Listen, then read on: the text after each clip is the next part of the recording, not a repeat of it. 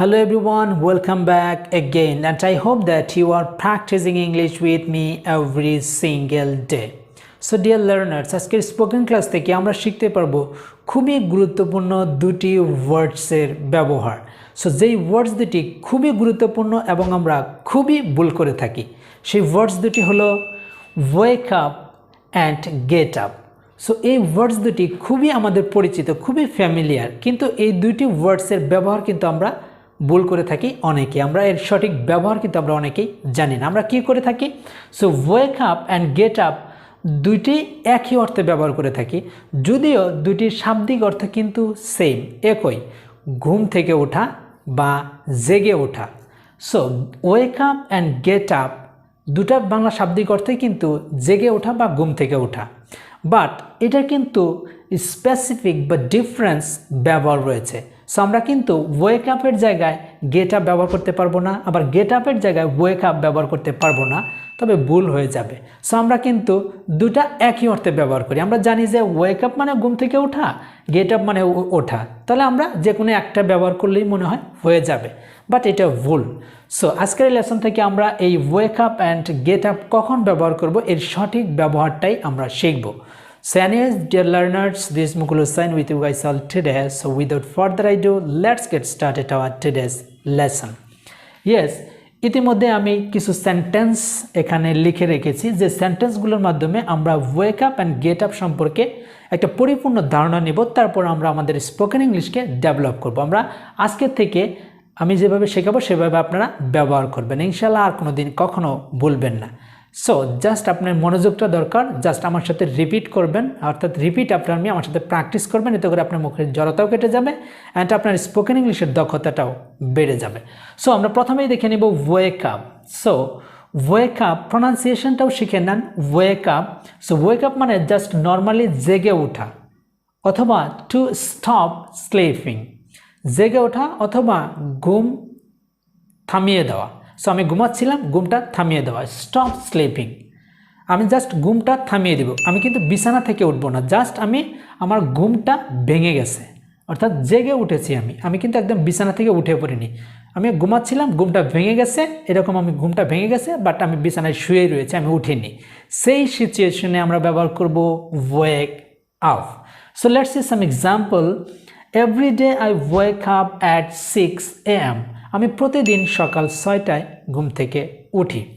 বলতে কি, জেগে উঠি, আমি একদম বিছানা থেকে উঠে পড়ি না, জাস্ট ঘুম ভাঙে আমার। So everyday I wake up at 6 AM, প্রতিদিন সকাল 6টায় আমার ঘুম ভাঙে বা আমি জেগে উঠি, আমি কিন্তু বিছানা থেকে উঠি না। So next example is I wake up at 6 and then get up 5 minutes later।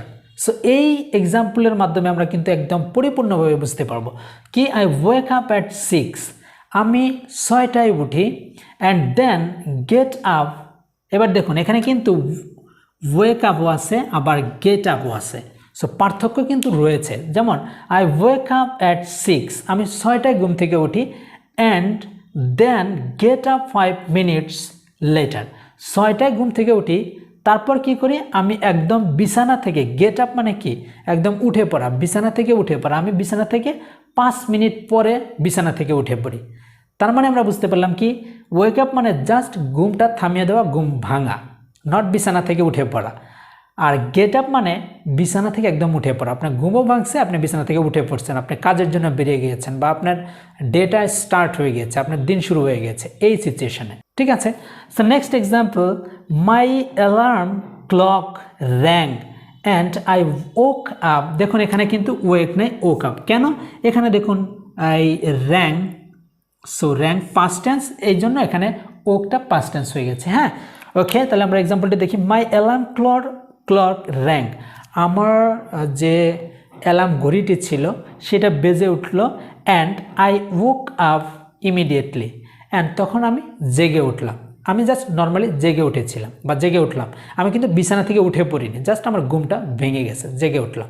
সো এই সিচুয়েশনে আমরা ব্যবহার করতে থাকি ওয়েক আপ, জাস্ট নর্মালি জেগে ওঠা। Okay, let's see get up. So get up আমরা কখন ব্যবহার করব? উঠে পড়া। সো গেট আপ আমরা ব্যবহার করব উঠে পড়া, দ্যাট মিনস আমার ঘুমও ভাঙছে, আমি বিছানা থেকে উঠেও পড়েছি।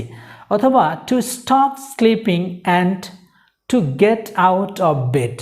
সো এই এক্সাম্পলের মাধ্যমে এই ডেফিনেশনের মাধ্যমে কিন্তু আমরা বুঝতে পারছি যে জাস্ট ঘুমটা থামিয়ে দেওয়া এবং বিছানা থেকে বেরিয়ে আসা, বিছানা থেকে উঠে পড়া, বিছানা থেকে বের হয়ে আসা। সো এই সিচুয়েশনে আমরা ব্যবহার করে থাকি গেট আপ, সো উঠে পড়া। সো একদম বিছানা থেকে আমরা উঠে পড়ব, সেই সিচুয়েশনে আমরা ব্যবহার করে থাকি gate up. So let's see some example regarding this. I normally get up at 7:30. So আমি সাধারণত 7:30 কি করি, উঠে পড়ি। দ্যাট মিন্স আমার ঘুম ভাঙে না, আমি জাস্ট 7:30 আমি বিছানা থেকে উঠে পড়ি। সো এখানে যদি খেয়াল করি আমার 6টায়, সাপোজ আমার 6টায় ঘুম ভাঙে, আমি জেগে উঠি, জাস্ট নর্মালি জেগে উঠি 6টায়। আর আমি যখন বলবো 6টায় জেগে উঠেছি এবং আমি তারও 1.5 ঘন্টা পর, যেমন 7:30, 7:30 আমি একদম বিছানা থেকে উঠি বা উঠে পড়ি। দ্যাট মিন্স কি, এই যে আধা ঘন্টা বা 1.5 ঘন্টা আমি শুয়েছিলাম, এমনি শুয়েছিলাম, এই যে এমনি শুয়ে থাকার ক্ষেত্রে আমরা ব্যবহার করে থাকি ওয়েক আপ, ঠিক আছে। আর গেট আপ একদম বিছানা থেকে উঠে পড়া। Okay, next example, I am not sure, আমি নিশ্চিত না, I can get up early in the morning, আমি নিশ্চিত না যে আমি একদম সকালবেলা উঠতে পারবো। সো আমি নিশ্চিত না আমি যে সকালবেলা ঘুম থেকে উঠতে পারবো, মানে বিছানা থেকে আমি একদম উঠতে পারবো। জাস্ট আমি এক্ষেত্রে ব্যবহার করতে পারতাম যে ওয়েক আপ, আমি জাস্ট ঘুম ভাঙবে কিন্তু আমি বিছানা থেকে উঠতে পারবো না, সেই সিচুয়েশন ব্যবহার করেছে I am not sure I can get up early in the morning, আমি নিশ্চিত না যে আমি সকালবেলায় ঘুম থেকে উঠতে পারবো। So next example, they get up and go to work in the morning. So এখানে আমরা খেয়াল করতে পারছি যে দে গেট আপ, তারা ঘুম থেকে উঠে পড়লো। সো এখানে কিন্তু ঘুম ভাঙেনি, ঘুম থেকে উঠে পড়া। সো ঘুম থেকে উঠে পড়লো and go to work in the morning, এবং সকালবেলা কাজে গেল। দ্যাট মিন্স এটার মিনিংটা হলো এটাই যে তারা সকালবেলা ঘুম থেকে উঠে পড়ে এবং কাজে যায়, তারা সকালে ঘুম থেকে উঠে পড়ে কাজে যায়। এটার মিনিংটা হলো এটা যে they get up and go to work in the morning, তারা সকালে ঘুম থেকে উঠে এবং কাজে যায়, অর্থাৎ সকালেই তারা কাজে যায়। সো এই তো আমরা বুঝে ফেললাম যে ওয়েক আপ কখন অ্যান্ড গেট আপ কখন। সো আমি আরেকবার বলে দিচ্ছি শেষবারের মতো যে ওয়েক আপ আমরা ব্যবহার করব জাস্ট নর্মালি জেগে ওঠা, জাস্ট আমরা ঘুম ভেঙেছে এই সিচুয়েশনে, অর্থাৎ স্টপ স্লিপিং সেই ক্ষেত্রে। অ্যান্ড গেট আপ ব্যবহার করব উঠে পড়া, দ্যাট মিনস আমার ঘুমও ভাঙছে, আমি বিছানা থেকে উঠে পড়েছি, আমি আর বিছানাতে শুয়ে নেই, সেই সিচুয়েশনে আমরা ব্যবহার করব গেট আপ। সো আমি আশা করব যে আজকে থেকে আপনারা এই দুটি আমি যে শেখালাম এভাবে ব্যবহার করবেন। সো আজকে থেকে কিন্তু wake up and get up দুটি একই জায়গায় ব্যবহার করবেন না, এটার ব্যবহার তো ভিন্ন আমি শিখিয়ে দিলাম। সো আজকে থেকে এভাবে প্র্যাকটিস করবেন, ইনশাল্লাহ আপনি সফলকামী হবেন। সো আপনার কাজ থাকবে গেট আপ এবং এই ওয়েক আপ দিয়ে 3টি করে সেন্টেন্স জাস্ট কমেন্ট সেকশনে লিখে যাবেন, তবে বুঝতে পারবো যে না আপনার শেখার আগ্রহটা রয়েছে অ্যান্ড আপনি এখান থেকে কিছুটা শিখতে পেরেছেন। আর সেই সাথে ভিডিওটি যদি ভালো লাগে তাহলে অবশ্যই আপনার বন্ধুদের সাথে শেয়ার করবেন অ্যান্ড সাবস্ক্রাইব করতে অবশ্যই বলবেন না। আজকে পর্যন্তই, দেখা হবে নতুন কোনো ভিডিও নিয়ে বা নতুন লেসন নিয়ে। সে পর্যন্ত সবাই ভালো থাকবেন, সুস্থ থাকবেন। টিল দেন, আল্লাহ হাফেজ।